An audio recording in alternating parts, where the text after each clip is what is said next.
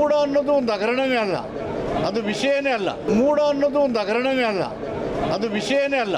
ಜನರಿಗೆ ಗೊತ್ತಿದೆ ಸಿದ್ದರಾಮಯ್ಯ ಒಬ್ಬ ಪ್ರಾಮಾಣಿಕ ರಾಜಕಾರಣಿ, ಜನಪರ ರಾಜಕಾರಣಿ, ಸದಾ ರಾಜ್ಯದ ಹಿತ, ಅಭಿವೃದ್ಧಿ ಮತ್ತು ಜನರ ಹಿತವನ್ನಲ್ಲದೆ ಬೇರೆ ಯಾವುದನ್ನು ಮಾಡಲ್ಲ ಅಂತ ಜನರಿಗೆ ಸ್ಪಷ್ಟವಾಗಿ ಗೊತ್ತಿತ್ತು.